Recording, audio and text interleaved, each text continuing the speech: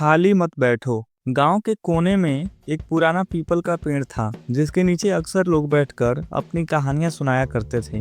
वहां की मिट्टी में एक अनोखापन था, लेकिन रामू, जो गांव का सबसे आलसी लड़का माना जाता था, हर दिन उसी पेड़ के नीचे बैठा रहता और कुछ भी काम करने से बचता। रामू का स्वभाव ऐसा था कि जब भी उससे कोई काम करने के लिए कहता, वह कहता, भाई दुनिया वैसे भी दौड़ रही है, थोड़ा आराम करने दो, जिंदगी का मजा तो खाली बैठकर ही आता है। उसके माता पिता उसकी इस आदत से परेशान थे। रामू की माँ हर दिन उसे समझाती, बेटा खाली बैठने से कुछ नहीं मिलता, मेहनत करोगे तो ही जिंदगी में कुछ हासिल होगा। पर रामू के लिए यह सब बातें एक कान से सुनकर दूसरे से निकाल देने जैसा था। एक दिन गांव में एक बड़ा मेला लगा। लोग तरह तरह के काम धंधे लेकर मेले में भाग रहे थे।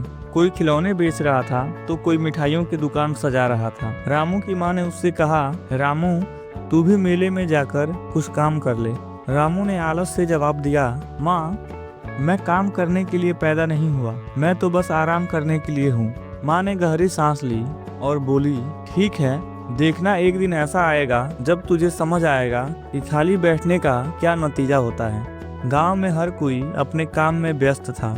कुछ महीनों बाद गांव में अकाल पड़ गया। पानी की कमी के कारण फसलें खराब होने लगी।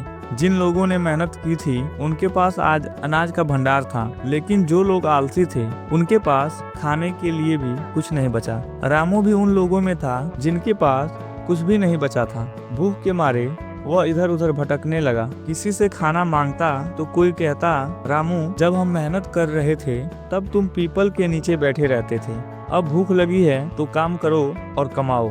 रामू को अब अपनी गलती का एहसास हुआ।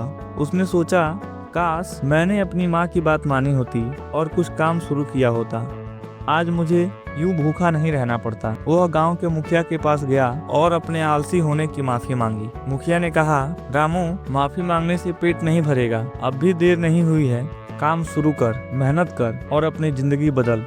उस दिन से रामू ने ठान लिया कि वह खाली नहीं बैठेगा। उसने सबसे पहले छोटे छोटे काम शुरू किए। गाँव के लोगों के खेतों में पानी भरने में मदद करता, किसी के घर के सामान ढोता और धीरे धीरे उसने अपनी मेहनत से पैसा कमाना शुरू कर दिया। कुछ सालों बाद रामू गांव का सबसे सफल किसान बन गया। अब लोग उससे आलसी रामू के नाम से नहीं बल्कि मेहनती रामू के नाम से जानते थे। जब भी वह किसी को खाली बैठा देखता तो उसे समझाता, खाली मत बैठो, जिंदगी में मेहनत ही असली खुशी है। इस तरह रामू ने न सिर्फ अपनी जिंदगी बदली बल्कि पूरे गांव को यह सिखाया कि मेहनत से बड़ी कोई चीज नहीं होती। खाली बैठने से सपने पूरे नहीं होते, उन्हें पूरा करने के लिए मेहनत की जरूरत होती है।